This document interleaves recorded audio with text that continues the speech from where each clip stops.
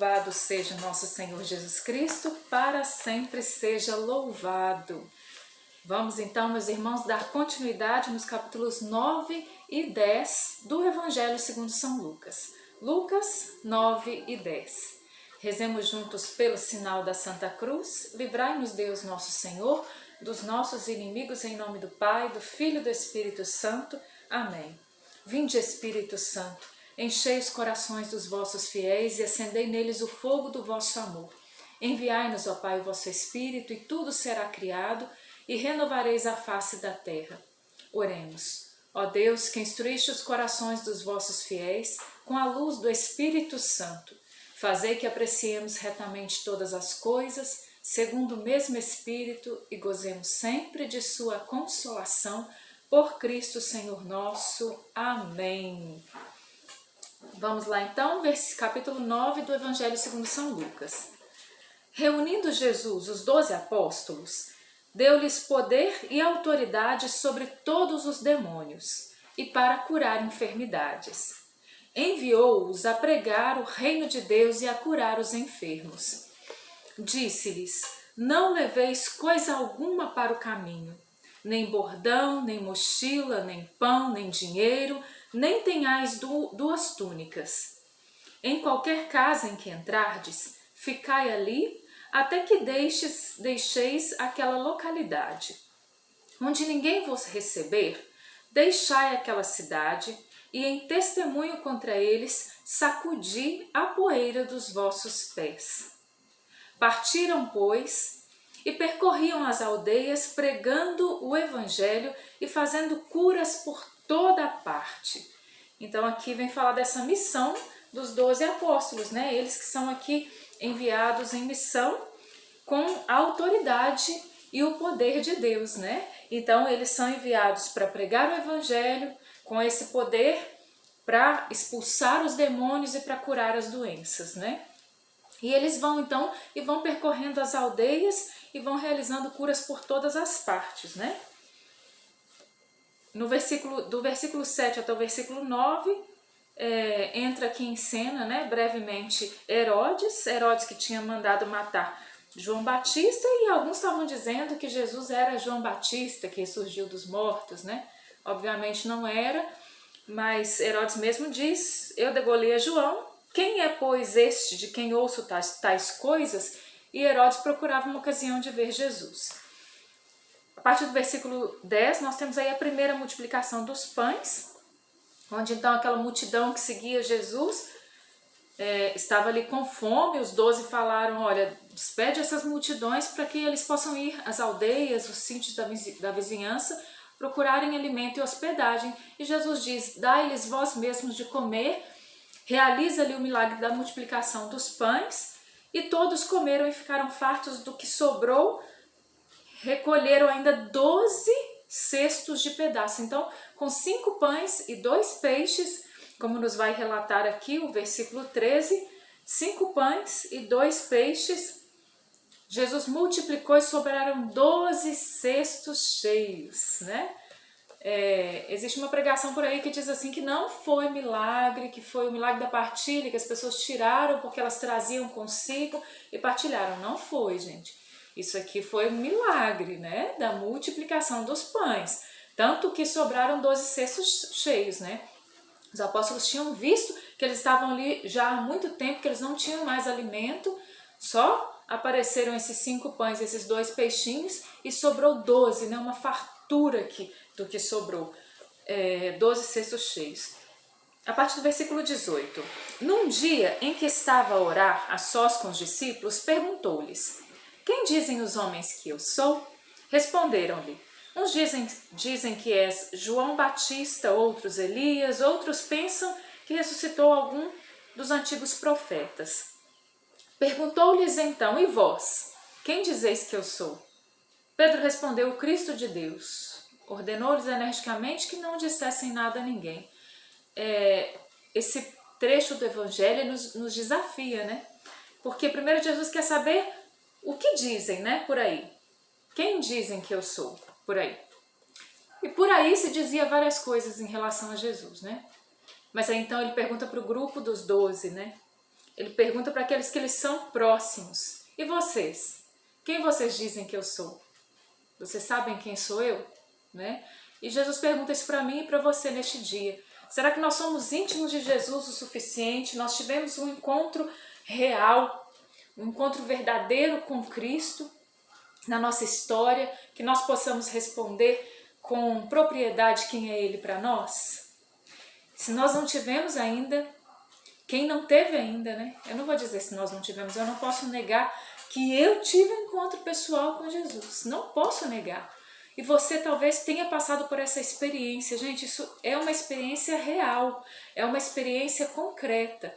Assim como nós vemos um Jesus concreto aqui no Evangelho, a experiência pessoal com Jesus nos nossos tempos é a experiência concreta, com alguém vivo e verdadeiro, né?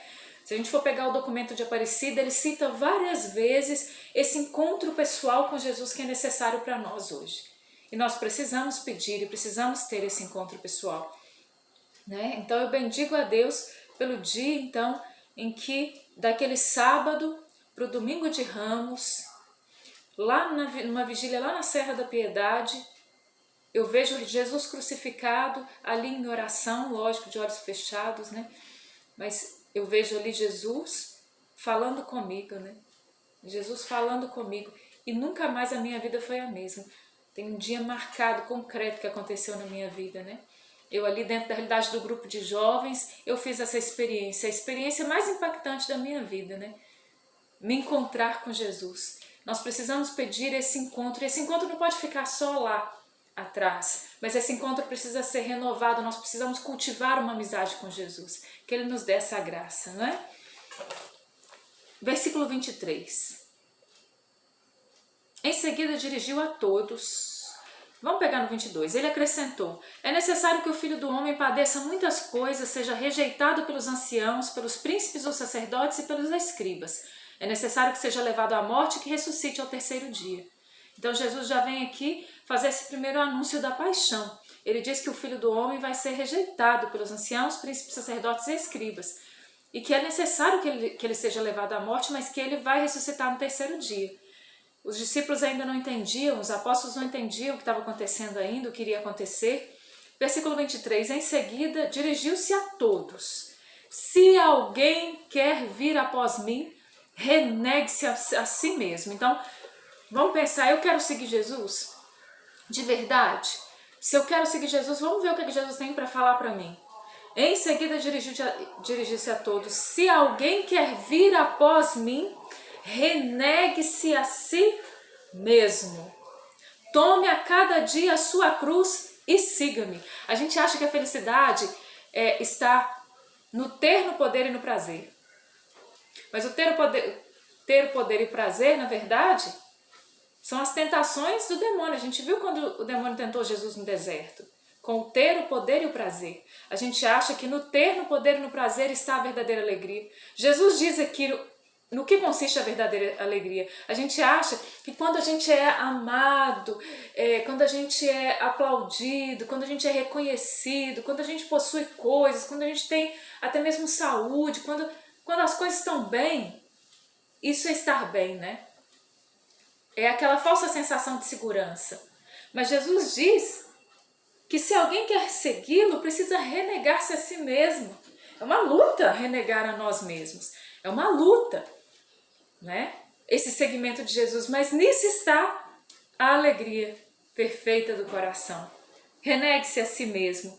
Tome a cada dia a sua cruz, porque a gente quer cortar a cruz, a gente quer jogar a cruz fora, a gente quer queimar a cruz, que a gente não quer mais saber da cruz, né? Ah, não aguento mais. Não, a cruz, gente, a gente sempre faz assim, ó, cruz é igual sofrimento. Cruz é igual sofrimento. Vamos ressignificar a cruz aqui para nós. Jesus passou pela cruz e foi doloroso e foi sofrido? Foi. Cruz tem sofrimento? Tem. Mas cruz não é sofrimento. Cruz tem sofrimento, mas cruz não é sofrimento. A cruz é o lugar que, por mais que me custe, eu dou a vida. Por mais que não seja fácil dar a vida, a cruz é este lugar onde eu dou a vida, mas eu dou a vida por amor. É uma entrega de amor, isso é cruz. Quando eu renego a mim mesma para dar a vida por amor, isso é a cruz. Por mais pesada que seja, mas ela não é maior do que a gente aguenta carregar. Não é. Ela é o tamanho certo, a medida certa para que nós possamos alcançar a graça de Deus, para que nós possamos viver como filhos de Deus. É a medida. Não vamos cortar a nossa cruz. Não vamos jogar a nossa cruz fora. Vamos ter a coragem de abraçar a cruz. No filme A Paixão de Cristo de Mel Gibson, quando Jesus recebe a cruz, ele abraça.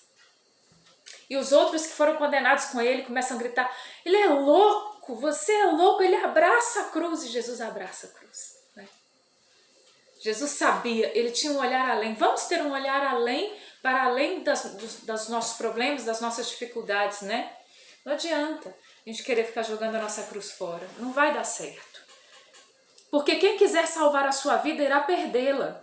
Mas quem sacrificar a sua vida por amor de mim, e aí o amor ele ganha uma proporção muito maior, e aí a gente entende por amor, mas que nível de amor? O amor a Jesus.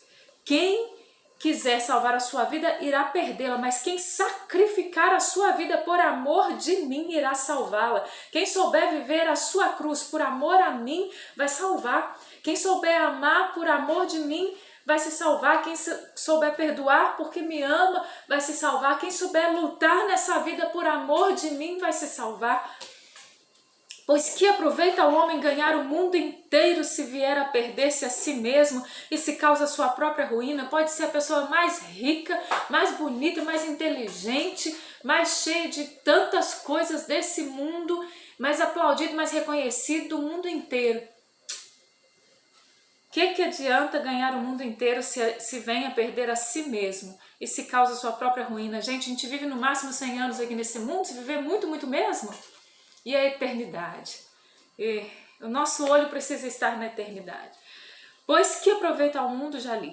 26. Se alguém se envergonhar de mim e das minhas palavras, também o Filho do Homem se envergonhará dele, quando vier na sua glória, na glória de seu Pai e dos seus santos anjos. Em verdade eu vos digo, dos que aqui se acham alguns, há que não morrerão até que vejam o reino dos céus. Passados 8 dias, Jesus tomou consigo Pedro, Tiago e João, subiu ao monte para orar. A gente entra agora no contexto da transfiguração. Maravilhoso. Enquanto orava, transformou-se o seu rosto e suas vestes tornaram-se resplandecentes de brancura. Eis que falavam com ele 2 personagens, Moisés e Elias, que apareceram envoltos em glória e falavam da morte dele, que havia de se cumprir em Jerusalém. Meu Deus, Jesus conversava, Jesus se transfigura, ele conversa com Moisés e Elias estão falando com ele justamente sobre a morte dele que iria acontecer em Jerusalém. Mas Pedro e seus companheiros tinham deixado vencer pelo sono, e ao despertarem viram a glória de Jesus e os 2 personagens em sua companhia. Quando estes se apartaram de Jesus, Pedro disse: Mestre, é bom estarmos aqui. Podemos levantar 3 tendas, uma para ti, outra para Moisés, outra para Elias. Ele não sabia o que dizia. Enquanto assim falava, veio uma nuvem, os encobriu com sua sombra, e os discípulos, vendo-os desaparecer na nuvem, tiveram um grande pavor. Não é para menos, né? Não é todo dia que se vê Moisés e Elias e Jesus transfigurado. Então da nuvem saiu uma voz: Este é o meu filho amado, ouvi-o. A voz do Pai mais uma vez confirmando aqui o Filho, né? Enquanto ainda ressoava essa voz, Jesus achou-se sozinho. Os discípulos calaram-se e a ninguém disseram naqueles dias coisa alguma do que tinham visto. Maravilha, né, gente? A transfiguração. Pedro diz, né? A gente tem uma música: Mestre, bom estarmos aqui, reunidos. Aquela mesmo. Né? É muito bom estar no Monte Tabor, né? Monte Calvário não é tão bom assim, mas, como nós acabamos de dizer, é necessário, o amor exigente, né? Então, às vezes a gente quer ficar vendo Moisés, Elias e Jesus transfigurado em toda a nossa caminhada, né? Mas muitas vezes isso acontece em breves momentos. Então, Jesus mais uma vez se encontra com uma grande multidão. Um homem então roga pelo seu filho, diz que um espírito se apodera dele, ele lança gritos, dá gritos, lança-o por terra, agita com violência, faz espumar. E Jesus então cura aquele menino, né? Liberta. E todos ficaram pasmados ante a grandeza de Deus. Jesus intima o espírito imundo, cura o menino, restitui ao pai e todos ficam pasmos diante da grandeza de Deus, né? E Jesus já vem logo aqui com o segundo anúncio da paixão. Olha, estava chegando a hora e eu preciso alertar os meus que está chegando a hora. E como todos que se admirassem do que Jesus fazia, ele disse aos seus discípulos: gravai nos vossos corações essas palavras. O Filho do Homem há de ser entregue às mãos dos homens. Olha, vocês estão vendo a glória aí, estão vendo todo mundo que fica pasmo diante da glória de Deus e as multidões que me seguem, mas eu vou ser entregue. Então eles precisavam entender isso, mas eles não entendiam. Eles não conseguiam compreender e tinham medo de perguntar para Jesus. E Jesus então vem, a partir do versículo 43, ele pega um menino, ele coloca aquele menino junto deles e diz: todo o que recebe este menino, meu nome, é a mim que recebe. Quem recebe a mim, recebe aquele que me enviou. Pois quem dentre vós for o menor, este será grande. A cruz é a contramão do que o mundo diz. A cruz é a contramão do que a gente foi ensinado, né? E ao mesmo tempo, o evangelho é a contramão daquilo que a gente acha que é o legal. Pois quem dentre vós for o menor, esse será grande. Madre Teresa de Calcutá. Eu quero o último lugar, porque ninguém briga por ele. Meu Jesus sacramentado, é isso que Jesus ensina, não é verdade? João tomou a palavra e disse: mestre, vimos o homem que expelia demônios em teu nome e o proibimos. Jesus disse: não proibais, porque quem não é contra vós é a vosso favor. Agora a gente entra aí a partir do versículo 51, nessa viagem de Jesus para Jerusalém. Lucas ele vai fazendo esse processo de Jesus até chegar em Jerusalém. A gente vê assim essa característica de Lucas, né? Lucas vai mostrando ali as ações de Jesus na Galileia, até aqui a gente foi vendo isto acontecer. Ele começa a anunciar a paixão e ele começa agora a ir para Jerusalém, para dar a vida em Jerusalém. Lucas mostra dessa forma. Aproximando-se então o tempo de Jesus, que Jesus devia ser arrebatado deste mundo, ele resolveu dirigir-se a Jerusalém, versículo 51. E aí a gente vai entrar totalmente no contexto de Jesus que vai para Jerusalém. Jesus começa já a ser rejeitado, Jesus começa já a passar por dificuldades no caminho, se preparando aí para o caminho da cruz. A partir do versículo 57 vem dizer que alguém apareceu para ele e disse: Senhor, te seguirei para onde quer que vás. E Jesus diz: as raposas têm covas, as aves do céu têm ninhos, mas o Filho do Homem não tem onde reclinar a cabeça.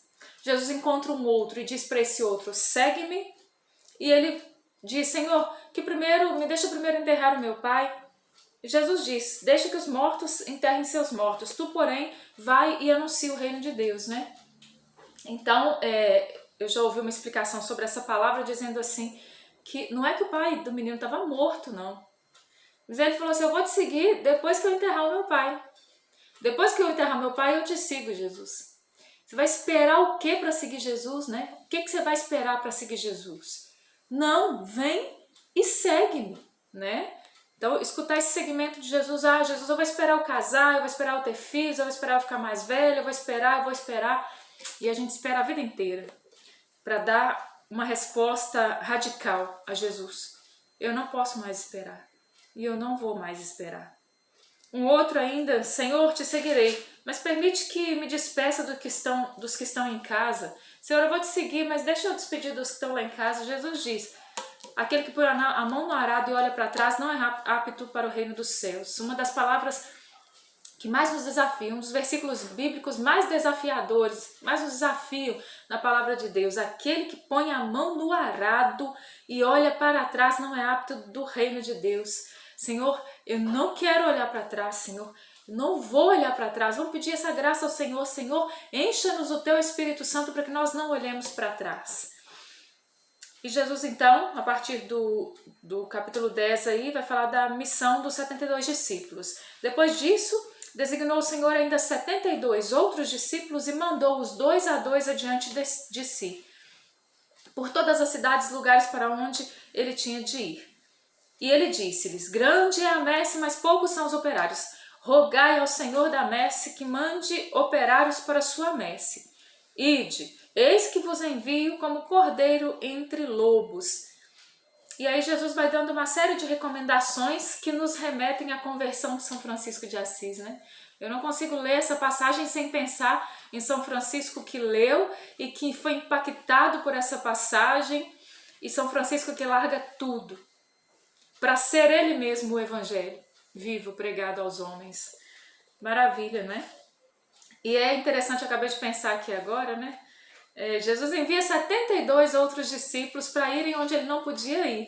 E ele diz que a messe é grande e poucos são os operários. Às vezes a gente olha para a turma que está com a gente e a gente vê que não chega nem perto de 72. Se Jesus falava já que aqui, pedir ao Senhor da messe que mande mais operários quando ele tinha 72, quanto mais nós hoje precisamos pedir ao Senhor da messe que envie mais operários, porque muitas vezes nós não somos 72, nós somos bem menos do que isso. Curai os enfermos que nela houver e dizei-lhes: o reino de Deus está próximo. Versículo 9. Mas se entrardes em alguma cidade e não vos receberem, saindo pelas praças dizei: até o pó que se nos pegou da cidade sacudimos contra vós. Sabei, contudo, que o reino de Deus está próximo. Por isso, naqueles dias haverá um tratamento menos rigoroso para Sodoma. Misericórdia, né? Que as nossas cidades acolham a Jesus, né? E acolham o Evangelho.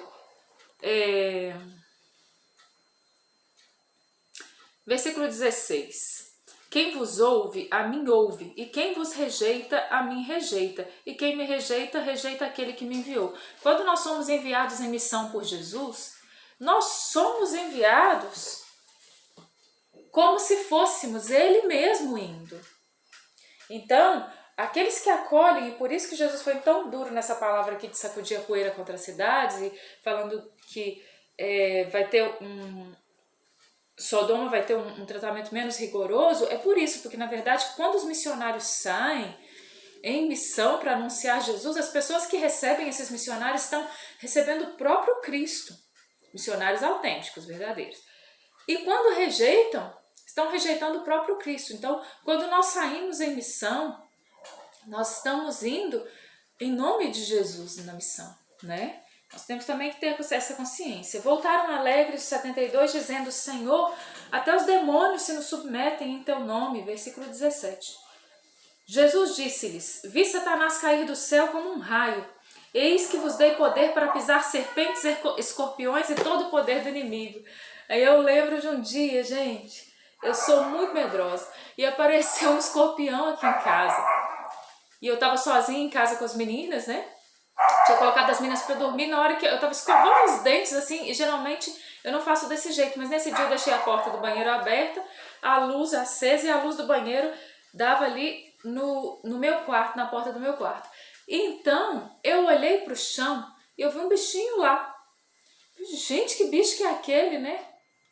Nunca tinha visto um escorpião vivo, pelo menos tinha visto naquele vidrinho lá na escola, muito tempo atrás, né?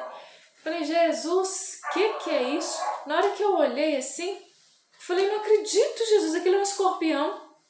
Fiquei em pânico, né? Falei: mas eu tenho que matar, eu sou a mãe, né? E eu tô aqui em casa sozinha, então é eu mesmo que tenho que matar. Falei: como é que eu vou matar esse bicho? Não tinha como sair, buscar uma vassoura, buscar alguma coisa para matar. Eu só tinha um chinelinho no pé e meu olho fixo no escorpião. Peguei o chinelo, matei muito o bicho. Não, rezei primeiro. Falei: Senhor, como é que eu vou matar? Me ajuda, Jesus. Aí eu pedi ajuda, rezei. Aí o bichinho foi, que estava de frente para mim, ele virou de costas para mim. Aí eu falei: vou te pegar agora. E se ele passasse por debaixo da porta e entrasse debaixo do guarda-roupa, já era, né? Aí eu fui lá, ele de costas para mim, eu aproximei dele, matei.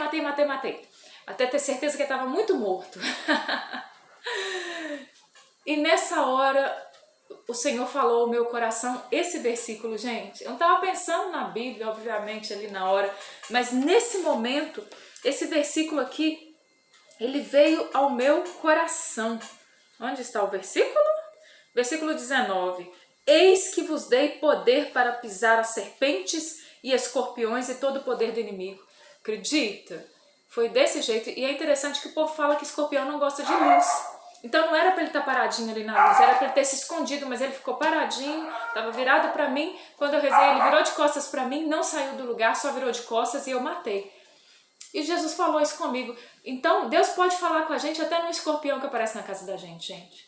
Nós precisamos estar com os ouvidos atentos. O Senhor disse para mim, eu vos dei o poder de pisar nas serpentes e nos escorpiões. Te dei poder contra os espíritos malignos. E eu falei, bendito seja Deus, né? Bendito seja Deus. Contudo, não vos alegreis, versículo 20, porque os espíritos vos são sujeitos, mas alegrai-vos porque vossos nomes estejam escritos nos céus.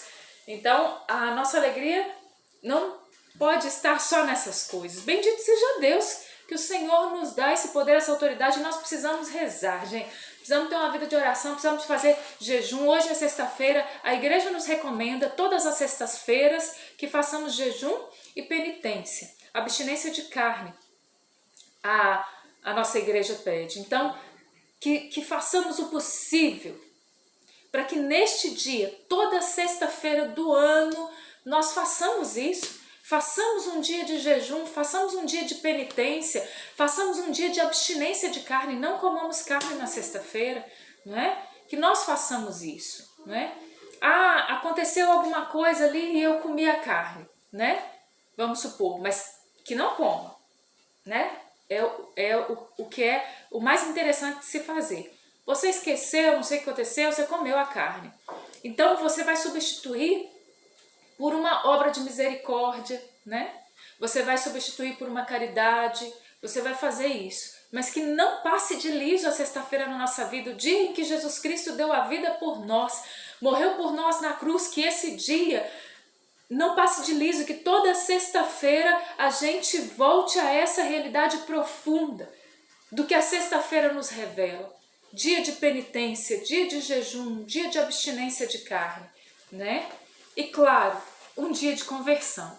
Um dia de conversão, para que os nossos nomes também estejam escritos no livro da vida, porque a verdadeira alegria está em que os nossos nomes estejam escritos nos céus. Precisamos de mais nada além disso. Naquela mesma hora, versículo 21, Jesus exultou de alegria no Espírito e disse, olha o Espírito Santo aqui de novo, Jesus que exulta de alegria no Espírito Santo, que nos lembra do Magnífica, onde a Virgem Maria exulta de alegria em Deus Salvador. E Jesus diz então, Pai, Senhor do céu e da terra, eu te dou graças porque escondestes essas coisas dos sábios e inteligentes e as revelastes aos pequeninos. Pai, eu te bendigo porque assim foi do teu agrado. Deus que escolhe, gente, não os sábios e os entendidos, mas que revela aos pequeninos as coisas do reino de Deus. Bendito seja o nosso Deus que faz as coisas desse jeito. Pois vos digo que muitos profetas, versículo 23, voltou-se para seus discípulos e disse, de todos os olhos que veem o que vós vedes, pois vos digo que muitos profetas e reis desejaram ver o que vós vedes e não viram, ouvir o que vós ouvis e não ouviram. Esses dias eu assistia o filme de São Paulo, né? E esse mais recente, maravilhoso, e aí eu vi ali o martírio dos cristãos, aquela época sangrenta de muito martírio, e eu pensava, nós não podemos brincar com a nossa fé, porque muitos foram os cristãos que deram uma vida para que essa fé chegasse até nós, no ano de 2021. Para que essa fé chegasse até nós, muitos deram a vida. Tanto a vida física mesmo, como o martírio, como aqueles evangelizadores que consumiram a sua vida para que o evangelho chegasse. Nós precisamos ser gratos a Deus, primeiro a Jesus que deu a vida por nós, depois por todos esses missionários, todos esses evangelizadores que fizeram com que essa graça chegasse até nós no ano de 2021.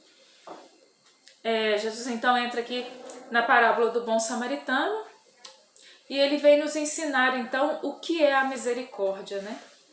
Ele pergunta lá no 36, qual desses três, né? Você vai ler aí no seu estudo, parece ter sido próximo daquele que caiu na mão dos ladrões.